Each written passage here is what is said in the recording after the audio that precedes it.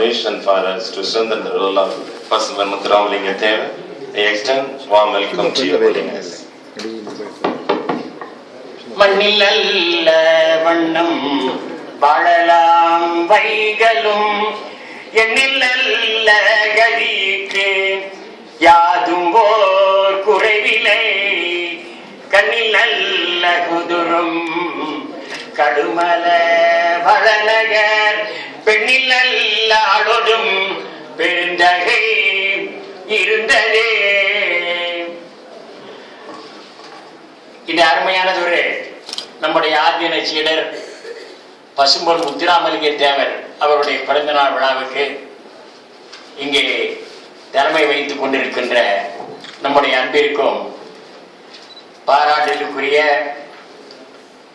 மதுரை காமராசர் பல்கலைக்கழகத்தினுடைய துணை வேந்தர் டாக்டர் கல்யாணி மதிவாணன் அவர்களுக்கு நம்முடைய நல்லாசைகளை முதலில் தெரிவித்துக் கொள்கிறோம். அவர்கள் தொடர்ந்து இப்போது இந்த பணிகளை செய்கிறார்கள் அவற்றை செய்து இந்த கல்வி பணிக்கு நல்ல முன்னேற்றமான காரியங்களை ஆற்ற வேண்டும். அதற்கு எல்லாம் வல்ல இறைவன் அருள்பாரை பிரார்த்தித்து முதலில் ஆசீர்வதிக்கின்றோம். இந்த விழாவிலே கலந்து கொண்டிருக்கிற சிண்டிகேட் உறுப்பினர் அன்பிற்கும் பாராட்டலுக்குரிய பேராசிரியர் பெருந்தகை டாக்டர் பெரிய கருப்பர் அவர்கள் அவர்களையும் பாராட்டி ஆசீர்வதிக்கின்ற அவர்களை எத்தனையோ முறை நம்முடைய ஆதீனத்திற்கு வருகிறார்கள். அது போலவே பேராசிரியர் பெருந்தகை சந்திரசேகரன் உடலில் கல்வித்துறை அவர்களையும் பாராட்டி ஆசீர்வதிக்கிறோம். பேராசிரியர் பெருந்தகை ராமு வேதியியல் துறை அவர்களையும் பாராட்டி ஆசீர்வதிக்கிறோம்.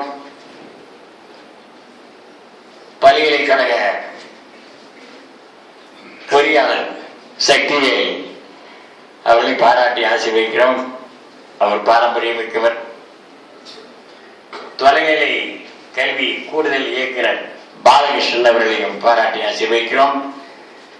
பேராசிரியர் பெருந்தகைகள் அனைவரையும் ஆசீர்வதிக்கின்றோம். அதே போலவே மக்கள் தொடர்பு அதிகாரி அறிவழகன் அவர்களையும் பாராட்டி ஆசீர்வதிக்கிறோம்.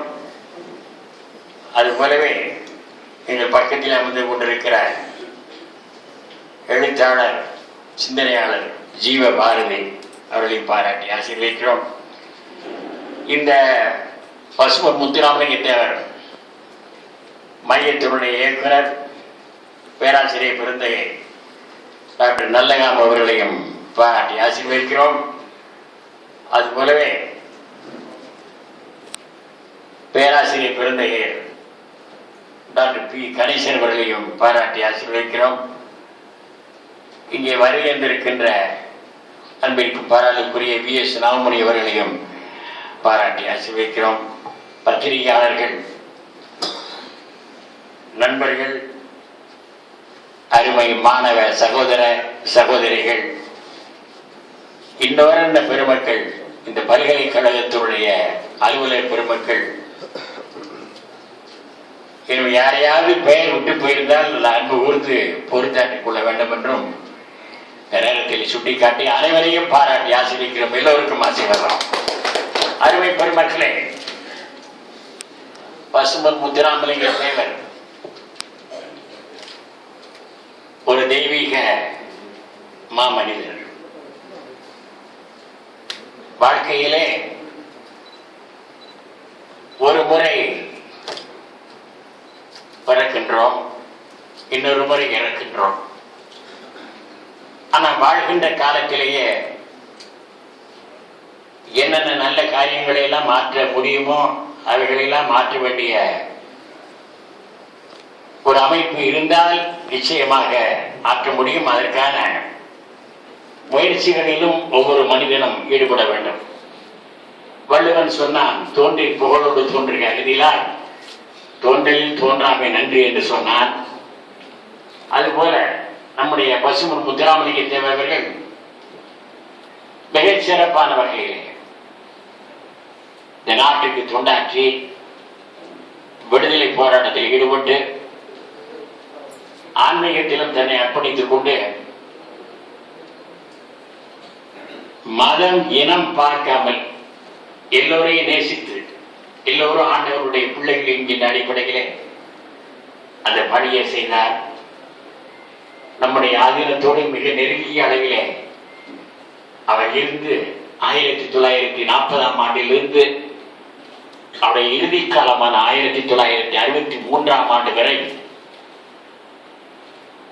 எங்களுக்கு முன்னாலே எழுந்தருளி இருந்த 291வது குருமகா சன்னிதானம் அவர்களோடு இணைந்து இந்த சைவ சமய பணியை ஆற்றினார் என்பது மாத்திரமல்ல, இந்த ஆதீனத்திற்கு உற்ற துணையாக உறுதுணையாக விளங்கிய காரணத்தினாலும் அவருடைய எளிமையின் இலக்கணத்தை நன்றாக கண்டு அறிந்த காரணத்தினாலும் தன்னுடைய வாழ்க்கையை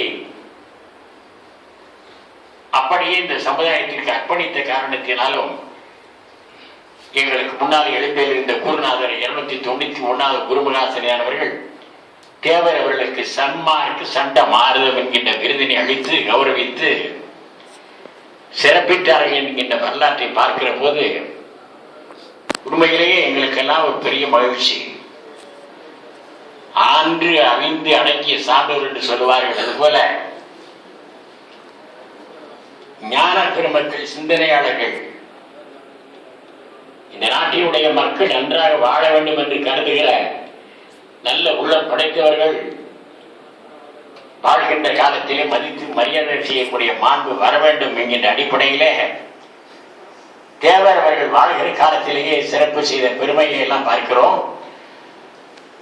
எவ்வளவு போராட்டங்கள், எவ்வளவு தொல்லைகள், துன்பங்கள், சோதனைகள் அத்தனையும் தாங்கி தேவர் அவர்கள் இந்த சமுதாயத்திற்காக தன்னை அர்ப்பணித்து ஒரு பெரிய புரட்சியை இந்த சமுதாயத்தில் ஏற்படுத்தினார் என்கிற வரலாற்றை நாம் பார்க்கிற போது தேவர் திருமகனார் இன்றைய தினம் தெய்வமாக போற்றக்கூடிய ஒரு மாமனிதராக விளங்கிக் கொண்டிருக்கிறார் என்பதை நாம் காண முடிகிறது. இங்கே நம்முடைய துணைவேந்தர் கல்யாணி மதிவான அவர்கள் வந்து அமர்ந்தவுடன் ஒரு புகைப்படத்தை காட்டினோம். அவர்களுடைய மாமனார் நாவலர் நெடுஞ்செழியன் அவர்கள் என்று அழைக்கப்படுகிற அவர்களுக்கு எங்களுக்கு நல்ல தொடர்பு ஏற்பட்ட காரணத்தினால் குருமகா சன்னிதானமாக வருவதற்கு முன்பாகவே 1974-75ஆம் ஆண்டிலே நாவலர்களோடு நெருங்கிய தொடர்பு வைத்திருந்தது மாத்திரமல்ல, பல்வேறு கூட்டங்களிலே, இலக்கிய கூட்டங்களிலே நாங்கள் கலந்து கொண்டு பேசி 1975ஆம் ஆண்டு எழும்பூர் காவல் ஆணையர் அலுவலகத்துக்கு முன்னாலே அமைந்திருக்கின்ற செய்தியாளர் அறையிலே எங்களுக்கு ஒரு சிபாரிசு கடிதம் எழுதுகிறார்கள். திரு Arunagirinathan is a anti-Hindi agitator. I recommend that he may be appointed as a PRO in any district in Tamil Nadu என்று எழுதி கொண்டிருக்கிறார்கள். அந்த படத்தை இப்போது அவர்களிடத்தில் காட்டினோம். எதற்காக சுட்டி காட்டுகிறோம் என்று சொன்னால், ஒரு தொடர்பு இருக்கிறது. அவர்கள் இன்றைய தினம் துணைவேந்தராக அமர்ந்திருக்கிறார் என்று சொன்னால் அந்த பாரம்பரியம், அந்த கல்வி, அந்த ஆற்றல், இலக்கிய நயம், சமுதாய தொண்டு இவைகளெல்லாம் சேர்ந்துதான் இப்படிப்பட்ட ஒரு சூழ்நிலைக்கு அவர்கள் இன்றைய தினம் இங்கே அமர்ந்து நாவலர் அவர்கள் எவ்வாறு போராட்ட களத்திலே இருந்தார்களோ அதே போலவே கல்யாணி மதிவானவர்களும் போராட்ட களத்திலே இருந்து சோதனைகளை தாங்கி, வேதனைகளை தாங்கி சாதனை படைத்துக் கொண்டிருக்கின்ற மாமணியாக, பொன்மணியாக விளங்கிக் கொண்டிருப்பது எங்களுக்கு எல்லாம் மகிழ்ச்சியை தருகிறது. ஒரு அறிஞர் சொன்னார், the life is not victory but battle என்று சொன்னார். இந்த வாழ்க்கையை எவ்வாறு ரசிக்க வேண்டும், ருசிக்க வேண்டும் என்றெல்லாம் சொல்லுகிற அதே வேளையிலே மனிதனுக்கு துன்பமில்லை என்று சொன்னால் மனிதனுக்கு சோதனை இல்லை என்று சொன்னால், மனிதனுக்கு கஷ்டங்கள் வரவில்லை என்று சொன்னால், மனிதனுக்கு பல்வேறுபட்ட ஒரு இக்கட்டான சூழ்நிலைகள் வரவில்லை என்று சொன்னால் அவன் பக்குவப்படுவதற்கு வாய்ப்பு இல்லாமல் போய்விடும் என்கிற காரணத்தினால்தான் வள்ளுவர் மிக தெளிவாக சொன்னான், சுடச்சுடரும் பொன்போல் ஒளிவிடும் துன்பம் சுடச்சுடர் நொறுக்கிப்பவருக்கு என்று சொன்னான். ஆக தங்கத்தை பூமியிலிருந்து எடுத்தாலும் கூட அது உடனடியாக ஒளிபெற்ற ஆவரணம் ஆகுவதில்லை. அது புட போட்டு அதை அடிக்க மெருகி அதுக்கு பிறகு அதை ஆவரணமாக்கி அதுக்கு பிறகு மெருகேற்றி அது பல 100 ஆண்டுகள் அவ்வாறே அது ஒளிமயமான நிலையில் இருக்கக்கூடிய வாய்ப்பினை பெறுகிறது. அதுபோல மனிதன் வாழ்க்கையில் கஷ்டப்பட வேண்டும், துன்பப்பட வேண்டும். துன்பப்பட்ட பிறகுதான் அவருடைய உள்ளம், அவருடைய மூளை, அவருடைய சிந்தனை, அவருடைய செயல் இவையெல்லாம் ஒளி பெறுகிறது, பக்குவத்தை பெறுகிறது என்பதை அவன் மிக தெளிவாக 2000 ஆண்டுகளுக்கு முன்பே சொல்லி இருக்கிறான். நம்முடைய மதுரை ஆதீனம் என்பது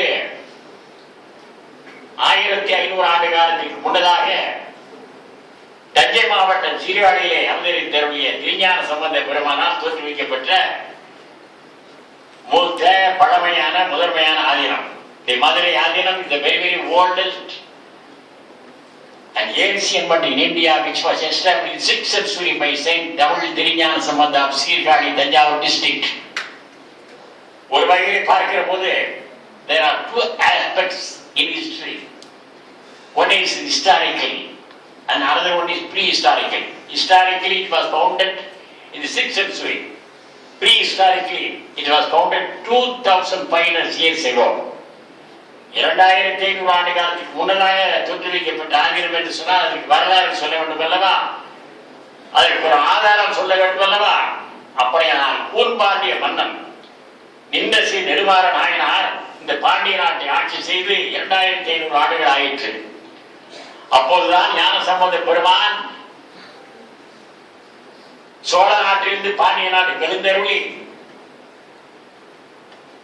கூன்பாண்டிய மன்னருடைய மனைவியார், சோழ நாட்டு பேரரசருடைய மகளார் மங்கையர்க்கரசியாருடைய அழைப்பை ஏற்று இந்த பாண்டிய நாட்டுக்கு வந்து சமண மதத்தை தழுவி இருந்த கூன்பாண்டியனை சைவ மன்னனை ஆக்கி 8000 சமண முனிவர்களையும் கருவில் ஏற்றக்கூடிய ஒரு பெரிய காரியத்தை ஞானசம்பந்த பெருமான் செய்தார் என்கின்ற வரலாற்றை பார்க்கிற போதுதான் நாங்கள் அப்போது சொன்னோம், இப்போது சொல்கிறோம், 2500 ஆண்டு காலத்துக்கு முன்னதாக நாம் மங்கையர்க்கரசியாரை பார்க்கவில்லை. ஆனால் இன்றைய தினம் மங்கையர்க்கரசியாராக, 2வது மங்கையர்க்கரசியாராக புரட்சி தலைவி அம்மா அவர்களை பார்க்கின்றோம். இதுதான் உண்மையான செய்தி. இது எதற்காக நாங்கள் சுட்டிக்காட்டுகிறோம் என்று சொன்னால், பெண்களை போற்ற வேண்டும் என்று சொல்லக்கூடிய இந்த நாட்டிலே, பெண்ணரசி என்று சொல்லக்கூடிய இந்த நாட்டிலே, பெண்ணால் தான் இந்த நாடு முன்னேற வேண்டும் என்று சொல்லக்கூடிய இந்த நாட்டிலே, பெண்ணுக்கு முதலிடம் தர வேண்டும் என்று சொல்லக்கூடிய இந்த நாட்டிலே முதலாக இந்த பல்கலைக்கழகத்தில் ஒரு பெண்மணி நம்முடைய கல்யாணி மதிவாணன் அவர்கள் துணைவேந்தராக பொறுப்பேற்றிருப்பது நமக்கெல்லாம் பெருமை என்பதை இந்த நேரத்தில் சுட்டிக்காட்ட விரும்புகிறோம்.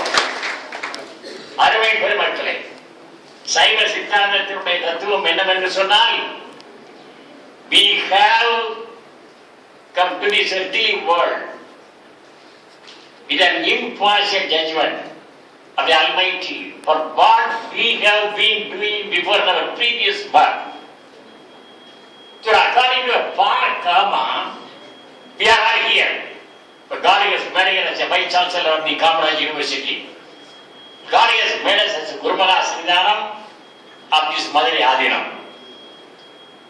Because the Almighty God is the Vice Chancellor of Vice Chancellors. He is a doctor of doctors. He is a Prime Minister of Prime Ministers. He is a President of Presidents. He is an Engineer of Engineers. He is an Architect of Architects. He is a Gurumara Sridharam of Gurumara Sridharams is all in all powerful, almighty, omniscient, omnipotent and omnipresent. அவன் எல்லாம் இருக்கிறான். We are unable to create even a nail or a hair. லகத்தை வெட்டி காரிகளை உருவாக்க முடியவில்லை. தலைமுடியை வெட்டி காரிகளை தலைமுடியை உருவாக்க முடியவில்லை. இவ்வளவுதான் நம்முடைய ஆற்றலாக இருக்கிறது.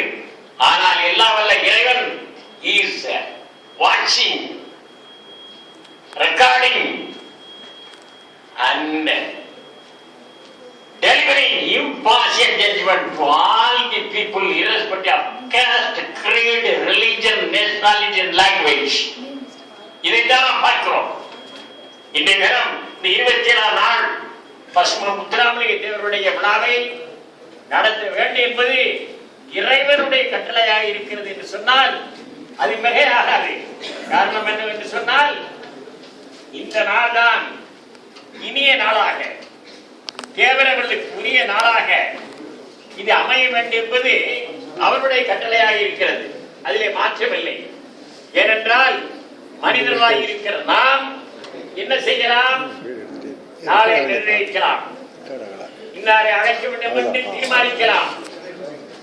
ஆனால் அதை நிறைவேற்றுகிற பொறுப்பு யாரிடத்தில் இருக்கிறது என்று சொன்னால் எல்லாம் வல்ல இறைவனிடத்தில் இருக்கிறது. அதனால் தான் சொன்னார்கள் man proposes and God disposes என்று தெளிவாக சுட்டி காட்டினார்கள். எனவேதான் இப்படிப்பட்ட ஒரு சூழலை நாம் என்ன பார்க்கிறோம் என்று சொன்னால் இந்த உலகத்திலே பிறந்து வளர்ந்து வாழ்ந்து கொண்டிருக்கின்ற அத்துணை பேரையும் நாம் போற்றி மதித்து மரியாதை செய்யக்கூடிய மாண்பினை ஒவ்வொரு மனிதனும் ஆணும் பெண்ணும் பெற வேண்டும் என்பதற்காகத்தான் வேதங்களை, சாத்திரங்களை, தோத்திரங்களை, உபனிஷத்துக்களை நம்முடைய முன்னோர்கள் வகுத்து தந்திருக்கிறார்கள். அருமை பெருமக்களே, இந்த தினம் பார்க்கிறோம். பின்னாலே அருமையான ஒரு காட்சி. தேவரும் இருக்கிறார், காமராஜரும் இருக்கிறார். எவ்வளவு பெரிய ஒற்றுமையான நிலைப்பாட்டை பார்க்கிறோம். அருமை பெருமக்களே, இரு இனத்தாரை பார்க்கிறோம், இரு பெரும் தலைவர்களை பார்க்கிறோம், பல்வேறு கொள்கைகளை உடைய அந்த தலைவர்களை பார்க்கிற காட்சியை நாம் இன்றைய தினம் இங்கே காணுகிறோம் என்று சொன்னால் என்ன காரணம்? அதுதான் நம்முடைய முன்னோர்கள் சொன்னார்கள், the great minds think alike என்று சொன்னார்கள். உயர்ந்த உள்ளங்கள் எல்லாம் ஒரே கருத்தை தான் நினைத்து பார்க்கின்றன என்று சொன்னார்கள். தேவரவர்கள் ஒரு ஆன்மீகத்திலே தன்னை ஈடுபடுத்திக் கொண்டார் என்பது மாத்திரமல்ல, எல்லா மதத்தாருக்கும், எல்லா நாட்டிலே வாழ்கிற மக்களுக்கும், எல்லா மாநிலங்களிலே வாழ்கிற எல்லா மொழிகளையும் பேசுகிற மக்களுக்கெல்லாம் அவர் நன்றாக வாழ வேண்டும், நல்லா இருக்க வேண்டும் என்று சொல்லக்கூடிய வகையிலே அவர் பிரார்த்தனை செய்தார். இந்த வரலாற்றை நாம் பார்க்கிறோம். அவருக்கு வேறுபாடு இல்லை, மாறுபாடு இல்லை. அந்த மாமனிதர் தன்னையே அர்ப்பணித்தார், பிரம்மச்சாரியாக வாழ்ந்தார். இரவும் பகலும் இந்த மக்கள் சமுதாயத்தினுடைய சிந்தனையிலேயே தன்னை மூழ்கடித்தார் என்று சொன்னால் அதனால் தான் அவர் படமாக நம்மிடத்திலே இன்றைய தினம் இல்லை, பாடமாக இருக்கிறார். மனிதர்கள் பிறப்பது என்பது சொன்னார்கள் அரிது, மானிடராய் பிறத்தல் அரிது என்று சொன்னார்கள். ஆனால் நாம் என்ன சொல்லுகிறோம் என்று சொன்னால் மிக தெளிவாக நாங்கள் அடிக்கடி ஒன்றை சுட்டிக்காட்டுவது உண்டு. உலகத்திலே பிறக்கிறோம், இவ்வளவு பெரிய அற்புதமான காரியங்களை எல்லாம் பார்க்கிறோம். உலகத்திலே ஆற்றை பார்க்கிறோம், கடலை பார்க்கிறோம், மலையை பார்க்கிறோம், கனி வகைகளை பார்க்கிறோம், புஷ்ப வகைகளை பார்க்கிறோம், பெரிய பெரிய கட்டிடங்களை பார்க்கிறோம், கட்டிட நுட்பங்களை பார்க்கிறோம், எல்லாவற்றையும் பார்க்கிறோம். ஆனால் கவிஞன் மிக அழகாக சொன்னான்.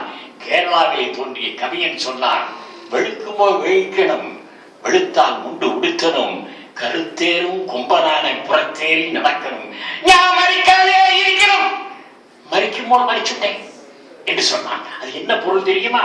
வெளுக்குமோ வெளுக்கணும் என்று சொன்னார். சூரியன் உதயமாகிற போது நீ படுக்கை விட்டு எழுந்து விடு, வெளுத்தால் முண்டு உடுத்தணும். அந்த சூரியன் பிரகாசத்தை தந்தவுடன் நீ என்ன செய்? முண்டு உடுத்திக்கொள். முண்டு என்றால் துண்டு, குளித்து தூய ஆடையை தரித்துக்கொள் என்று சொன்னார் கவிஞன். கருத்தேரும் கும்பனான புறத்தேறி நடக்கணும் என்று சொன்னார். கருப்பு நிறம் உள்ள, கருத்து உள்ள, பொறுப்பு உள்ள, கருவை உணர்வுள்ள யானை எவ்வாறு இந்த மரங்களை தூக்கி சுமக்கிறதோ, தன்னுடைய பிள்ளைகளுக்கு எவ்வாறு உணவு வழங்குகிறதோ, மனிதா, நீ உன்னுடைய கடமைகளை சரிவர செய் என்று சொன்னான். திடீரென சிந்தித்து பார்த்தான். இந்த அழகான அற்புதமான உலகத்தை விட்டு என்னுடைய உலகிலிருந்து உயிர் போக போகிறதே, இறைவன் சாகவே கூடாது, நிரந்தரமாக இந்த மண்ணிலே வாழ வேண்டும், மறிக்காதே இருக்கணும் என்று கேட்டான். He was not only a poet, but poet cum thinker. சிந்தனை கவியன். சிந்தித்து பார்த்தான், இந்த பூமி யாரை விட்டு வைத்தது, என்ன ஞானியை விட்டு வைத்தது, எந்த சிந்தனையாளரை விட்டு வைத்தது, எந்த கோமாரை சீமானை விட்டு வைத்தது. நான் மட்டும் விதிவிலக்கல்ல.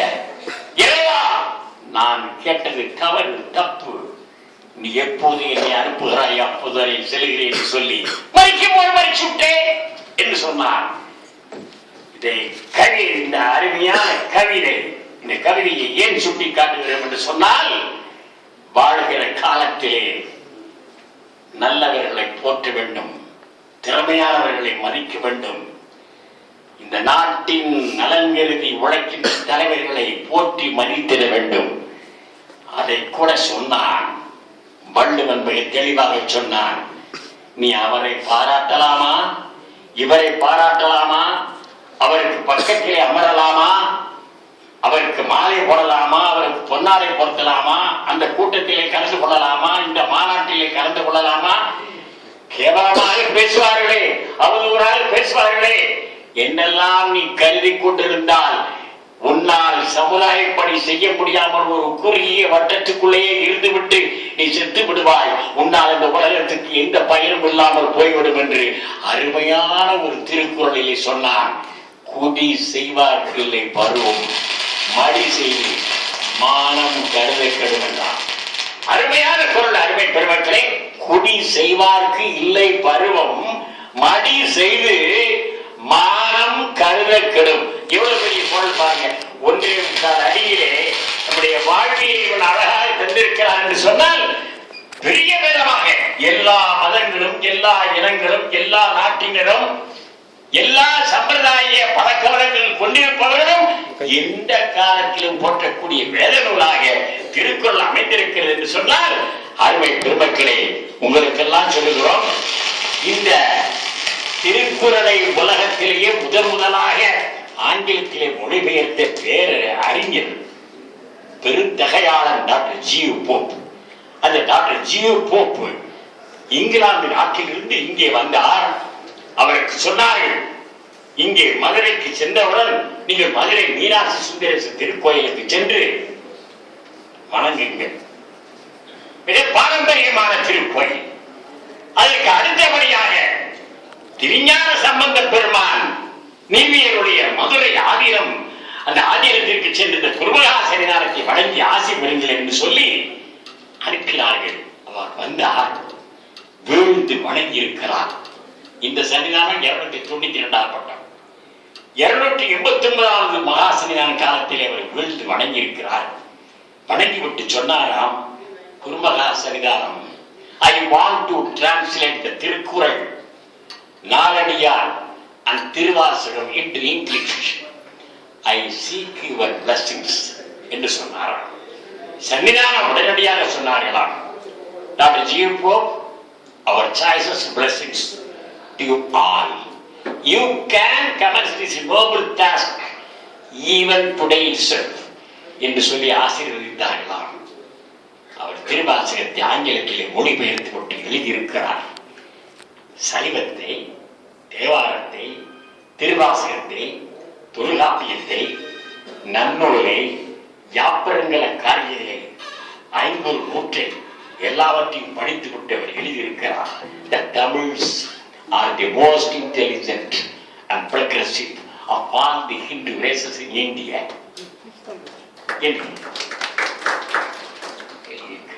The Saiva Siddhanta is the most intrinsically valuable of all the religions of India.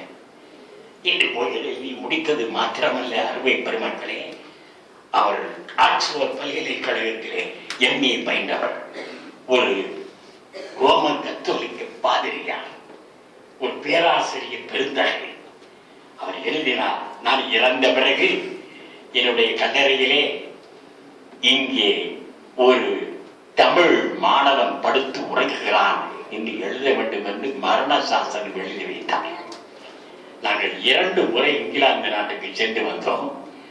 Oxford பல்கலைக்கழகத்திற்கும் Cambridge பல்கலைக்கழகத்திற்கும் சென்று வந்தோம். அங்கே ஆட்சி உரையாற்றவில்லை. படிக்காவிட்டாலும் பரவாயில்லை, அந்த மண்ணை விரித்து விட்டு வருவோம் என்று சொல்லி அங்கே சென்றோம். ஆக்ஸ்போர்ட் பல்கலைக்கழகத்திற்கு பக்கத்திலே அவருடைய சிமெண்ட் இருக்கிறது, சமாதி இருக்கிறது. அங்கே சென்று பார்த்தோம். அந்த சமாதியிலே சந்தன மாலை வைத்து இந்த 1 ரூபாய் நாணயங்களை எல்லாம் அதிலே போட்டு திருநீரையும் போட்டு வைத்து அந்த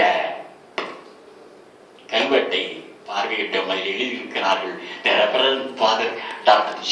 Pope, MA, DD, Oxford, here lies a Tamil student.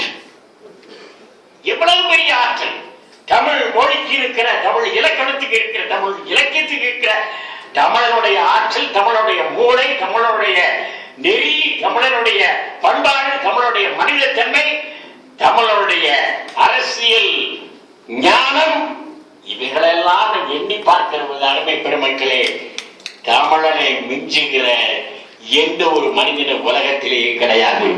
தமிழனை போல ஆற்றல் மிகுந்தவர் எவரும் கிடையாது. அதனால்தான் காமராஜரை ஏழு பச்சை தமிழன் என்று சொல்லக்கூடிய வகையிலே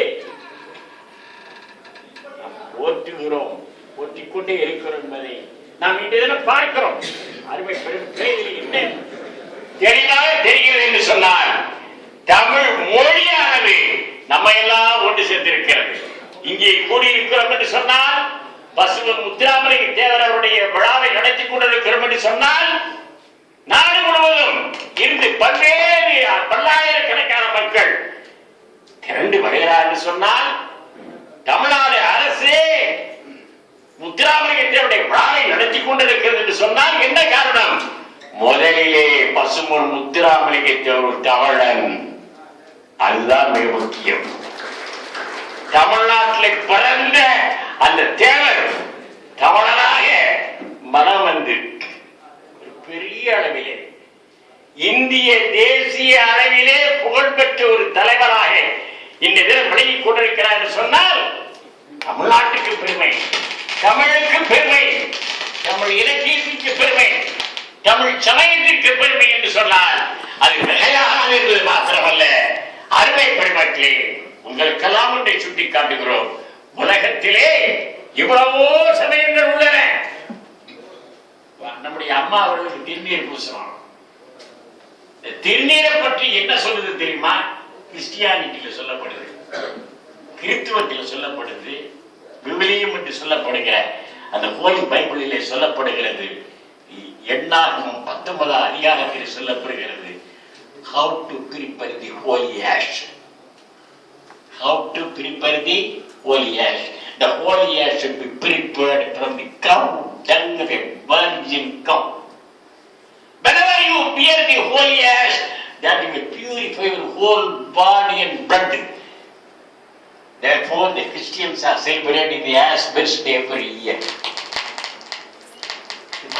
அருமை பெருமக்களே, தெளிவாக சுட்டி காட்டப்படுகிற பேருண்மை எதுவென்று சொன்னால், நம்முடைய சைவ சமயத்தினுடைய பெரும் கொள்கை எதுவென்று சொன்னால், எவராக இருந்தாலும், எப்படிப்பட்ட ஞானியாக இருந்தாலும், எப்படிப்பட்ட சிந்தனையாளராக இருந்தாலும், எப்படிப்பட்ட யோகியாக இருந்தாலும் அவன் கடவுளாக முடியாது என்பதுதான் இந்த இந்து சமயத்தினுடைய சைவ சமயத்தினுடைய மாபெரும் தத்துவம்.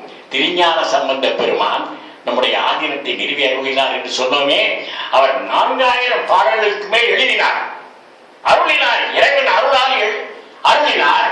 அப்போது கேட்டார்கள், அவர் எல்லாவற்றையும் எழுதினார். அரசியல், வணிகம், இல்லறவியல், துறவரவியல், இன்னும் சொல்ல போனால் மலை, காடு, கடல், மிருகங்கள், பிராணிகள், இன்னும் சொல்ல போனால் ஊர்வர, பரப்பர, நடப்பர எல்லாவற்றையும் பற்றி சொன்னார்.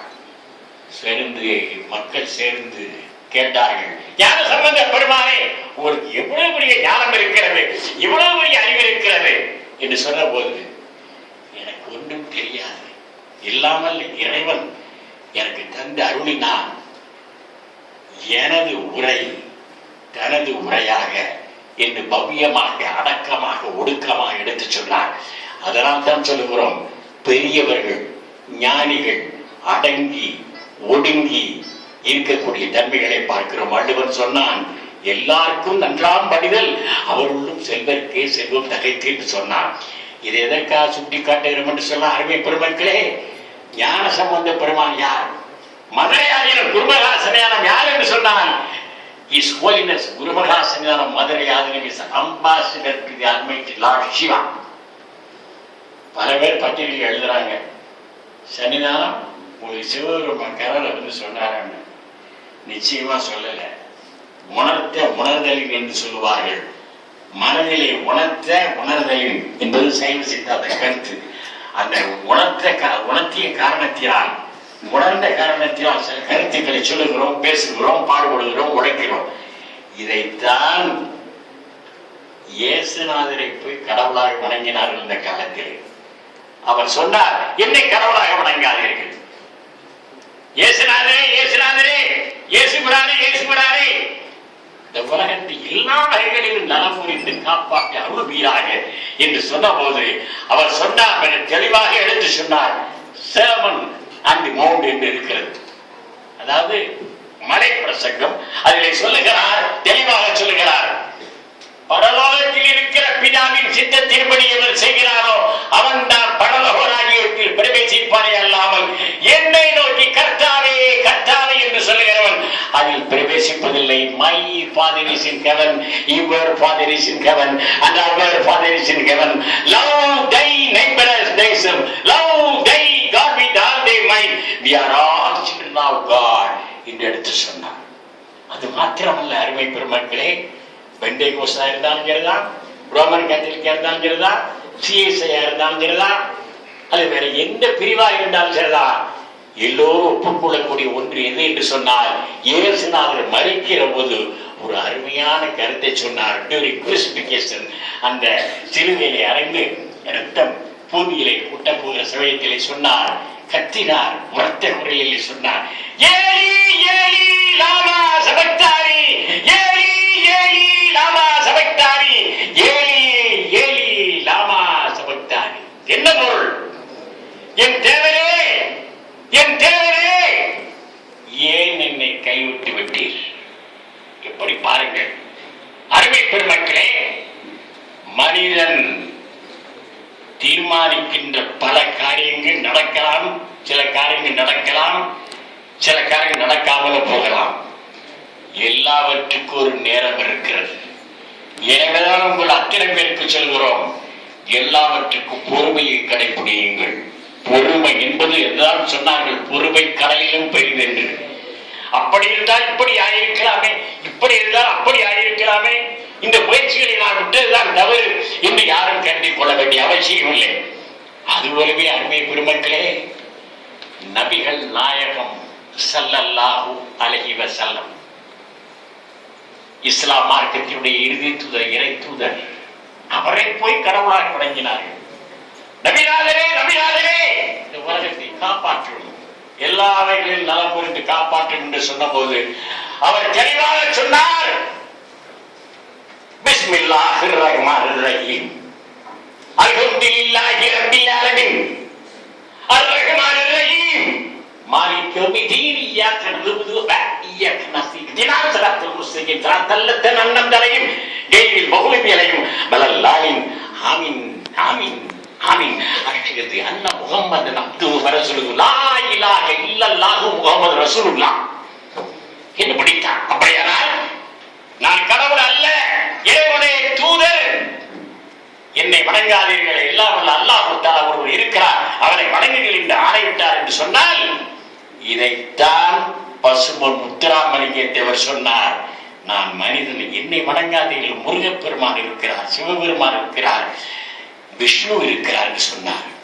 அவருக்கு சைவ வைணவ வேறுபாடு ஒருபோதும் இருந்ததில்லை. எந்த ஒரு நிலைப்பாட்டை எடுத்துக்கொண்டாலும், எந்த ஒரு சமயத்தை எடுத்துக்கொண்டாலும், எந்த ஒரு மொழி எடுத்துக்கொண்டாலும், பன்மொழி புலவராக வீட்டிருந்த ஒரு மாபெரும் தலைவன் தான் பசும்பொன் முத்துராமலிங்க தேவர். அவருக்கு அபிஷேகம் செய்கிறோம்.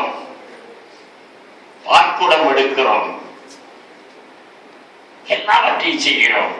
மக்கள் அனைவரும் அப்படி அங்க பிரதட்சணம் செய்கிறார்கள் என்று சொன்னால் அவருடைய ஆற்றல், அவருடைய தவம், அவருடைய எண்ணங்கள், அழகான தோற்றம் கொண்டவர் பசுமன் முத்துராமலிங்க தேவர்.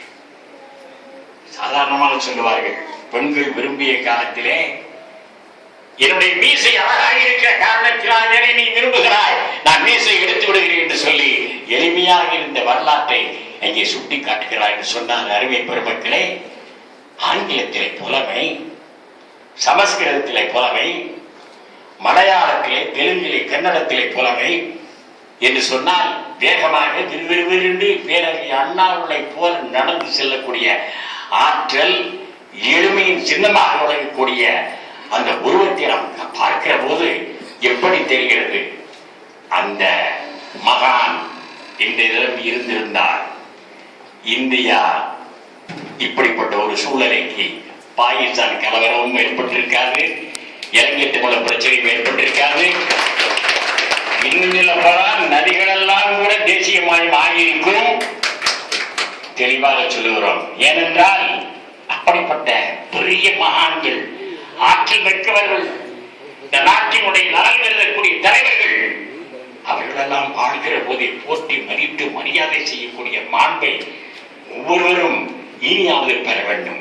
வள்ளுவன் சொன்னான், எதை எடுத்தாலும் வள்ளுவனைத்தான் சுட்டிக்காட்ட வேண்டி இருக்கிறது. அவன் சொன்னான், நல்லவர்கள், வல்லவர்கள், நாட்டின் நலன் எழுதக்கூடிய தலைவர்கள், சுயநலம் இல்லாதவர்கள், இவர்களெல்லாம் வாழ்கிற காலத்திலே போற்றி மதித்து மரியாதை செய்யக்கூடிய மாண்பை பெரு மனிதா என்று சொன்னான்.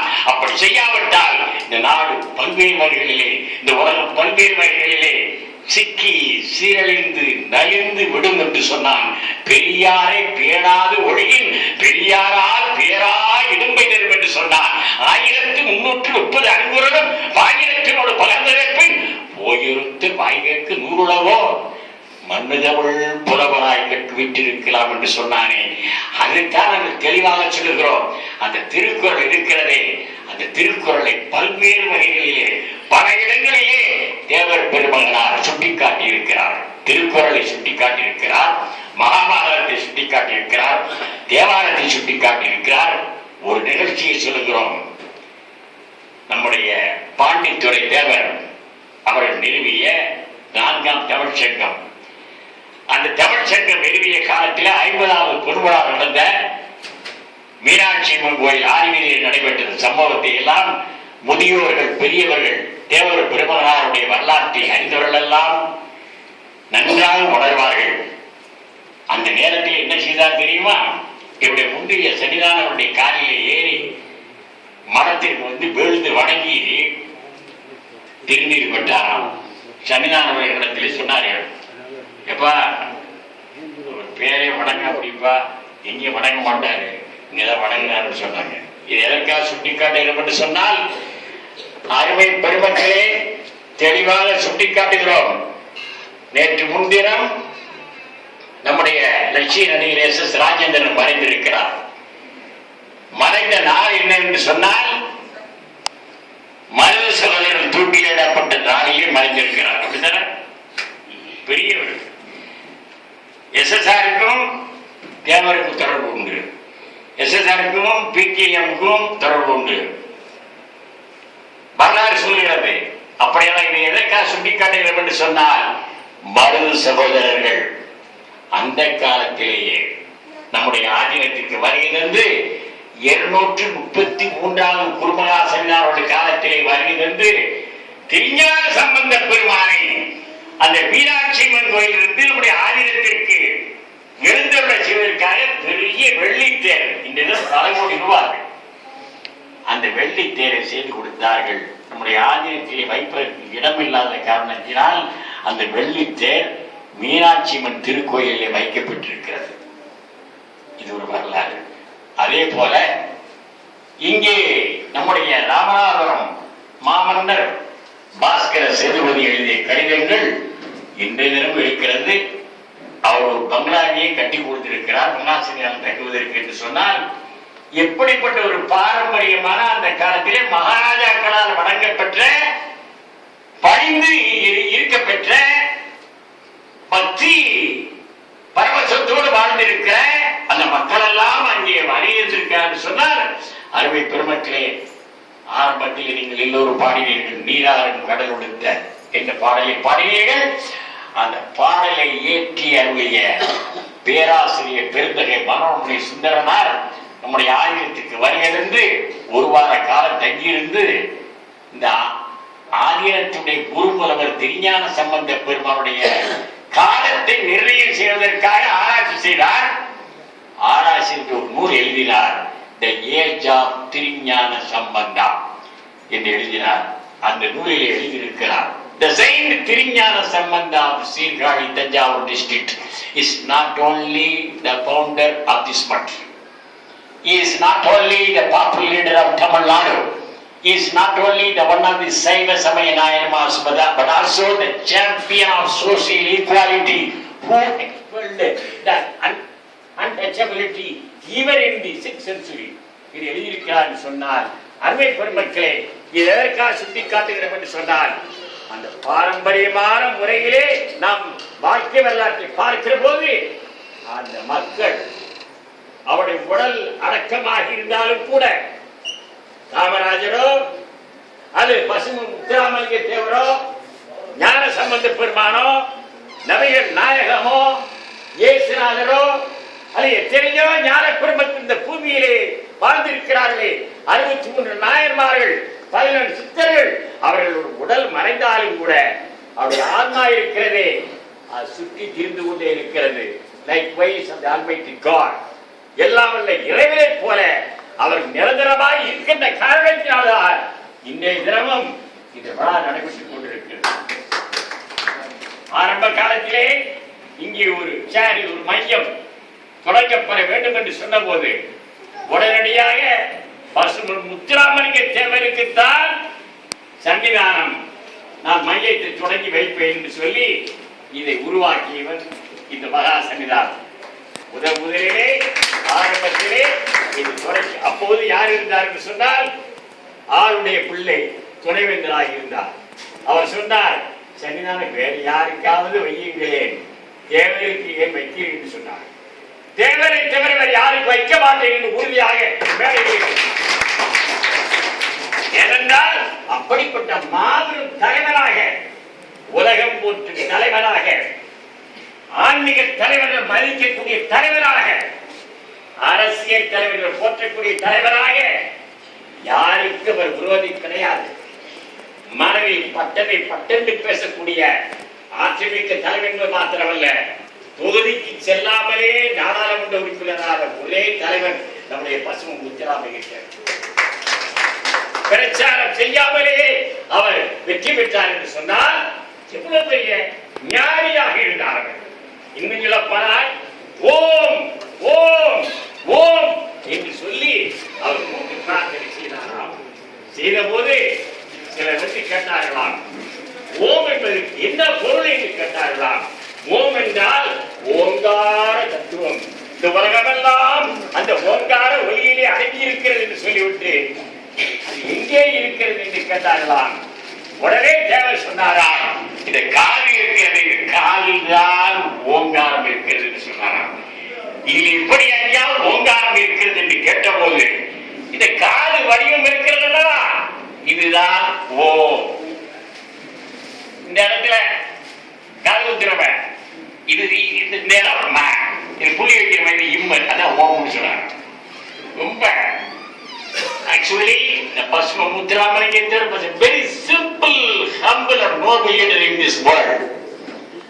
உலகத்தை பார்க்கிற ஒரு தெளிவாக சொல்கிற மரபை பெருமக்களே, தேவர் திருமகனாருடைய அந்த வாழ்க்கை வரலாறு, அவருடைய அரசியல் வரலாறு, ஆன்மீக வரலாறு, சமுதாய வரலாறு எவராலும் எந்த காலத்திலும் புறக்கணிக்கப்பட முடியாத, தேவரை பற்றி பேசாத தலைவர்கள் எவரும் இந்த உலகத்திலே அரசியலில் வெற்றி பெறவே முடியாது.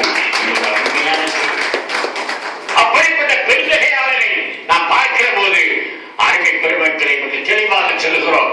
யார் எந்த துறையில் இருந்தாலும், எந்த சாதியினராக இருந்தாலும், எந்த மொழி பேசுகிறவராக இருந்தாலும், நேருஜி சொன்னதை போல the India is unity in diversity என்று சொன்னதை போல இந்திய திருநாடு பல்வேறு மொழிகளால், பல்வேறு சம்பிரதாயங்களால், பல்வேறு பழக்க வழக்கங்களால் இருக்கிறது என்று சொன்னாலும் நாங்கள் உங்கள் அனைவருக்கும் தெளிவாக சொல்லுகிறோம்,